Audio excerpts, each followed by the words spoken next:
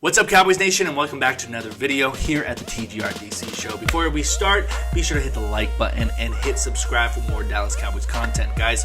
Yesterday I made you a post-game reaction video.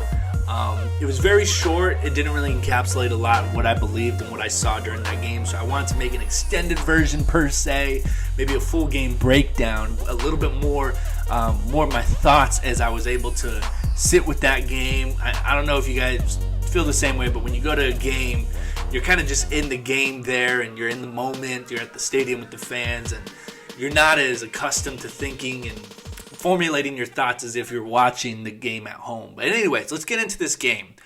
There's a couple things I want to talk about. First thing, obviously the Cowboys lost to the Chiefs 19-9. They fall down to 7-3. Still on top of our NFC East. Guys, I think we just need to pull the brakes here. I've been seeing a lot of people question this team. I know one of my favorite Dallas Cowboy YouTubers, Shango, the Dallas Cowboys Show, said that, we should be questioning whether this team is good or average. I think we need to pump the brakes. And I've been preaching this all season long. It is such a long season. It really is.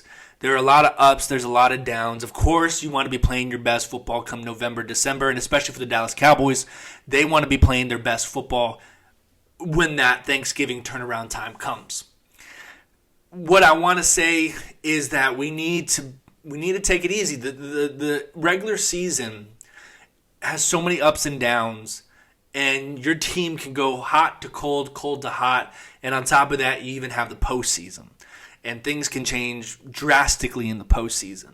And so before we put this team on a pedestal, whether they're playing great or we put them down below because they had a terrible game, we need to understand that there's a lot that goes on throughout these weeks, and there's a lot that this team can do to turn it around. Guys, they're 7-3. At this point last season, we were doing much worse. And it almost seems as we're having the same response. So first thing, let's get out of the way. Let's talk about Dak Prescott. My only thing is I love Dak. I think he's a great quarterback. I wish I had made videos prior to the contract extension because I definitely had my thoughts about it. All I will say is this. If Tony Romo, yes, I'm going to go back in history. If Tony Romo could do more with less of an offensive line and less with the receivers he had, and essentially having no running back for most part of his career, Dak needs to be better in these games. We're looking at the Broncos game and we're looking at the Chiefs game. It's been lackluster performances from Dak Prescott. He's missing throws to start the game. And when this team is so dependent on how well Dak is playing offensively, he needs to be better. Why? Because we paid this man, and I understand that money, that was kind of the standard for paying for a quarterback at the time. But when you pay your quarterback that much, there's an expectation that you are meant to lead this team and make these passes. He will do it. He's going to bounce back. But I just want to call it out and say that if Tony Romo could do more with less, you don't have to go too far to look at his offensive line most of his career. And you don't have to go too far to see that he literally had no one at receivers at times, until Dez came along and before Terrell Owens was there.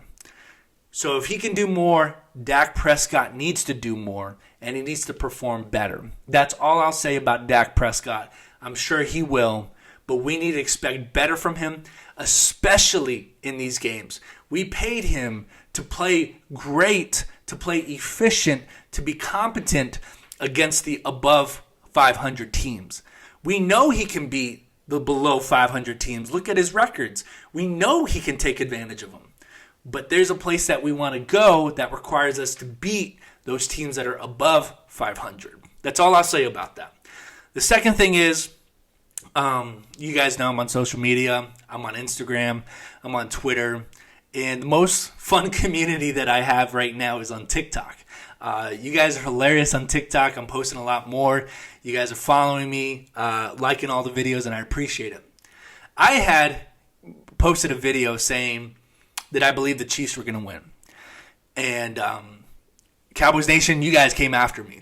Came after me being a fan, questioning whether I was a fan, disowning me from Cowboys Nation. Again, I'm an unbiased Cowboys fan. I don't know if that directly says that I'm a fan, or maybe I'm just, looking at the game in a different way. But I'll say this. I'll answer this question because a few people have asked, why did I choose the Chiefs to win yesterday? Well, let me put it this way. And this is going to be my second, my third point, and this is going to be the end of the video. Why did I choose the Chiefs to win the football game yesterday? Well, first thing is we think too highly of our team when we win. And we think awfully low of our team when they lose. And we're winning, and especially if we beat a team like the Atlanta Falcons 43-3, guys, that's a game we're supposed to win. But because we won in that dominant fashion, it gave us a whole new energy of confidence that we probably shouldn't have had. But most importantly, I chose the Chiefs because the Chiefs know how to win, guys. They've been in this league competitively for the past 3 years. They went to the AFC Championship. They went to back-to-back Super Bowls. So 3 years under their belt where they have been in it and they know how to turn it on. They're coming into this game on a 3-game winning streak. And it's November, December time where everyone knows you need to be playing your best football. And when you're playing opponents like this, when you have matchups like this, you got to turn it on. Not only that, it was at their home stadium. It was at Arrowhead, one of the most crucial places that you can ever play at. And we were on the road. And if you looked at any of our road games, they are all so close, and we struggle so much on the road, and we're barely able to pull out of the game with the win. So with all that being said, that's why I chose the Chiefs, because I trusted the Chiefs more in their unit to be able to turn it on and know exactly what to do in those situations than the Dallas Cowboys do. That's not me hating my team. It's just me recognizing we're still young, guys. Last year was Mike McCarthy's first year. I would even argue that this is the first year with Mike McCarthy, even though it's his second. Why do I say that? Because last year was not even...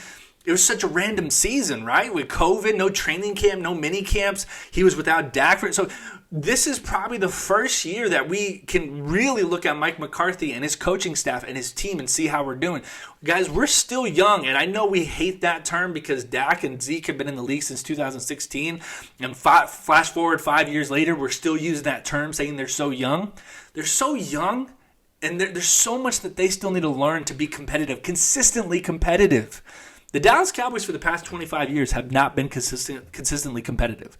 They've been consistently mediocre, going 8-8, but rarely do we see them in the playoffs year after year after year after year. There's still a whole lot to solve as an organization with the Dallas Cowboys, and that's why I chose the Chiefs, and that's why I said I think they were going to win, and they did. But here's the main takeaway. I'm not hating on the Dallas Cowboys. I'm a huge fan at heart, but I will say this, and I will double down when everyone is feeling so low right now after yesterday's showing. The Dallas Cowboys are going to the NFC Championship game. You can put your money on it, and you can come back here. Why do I think that?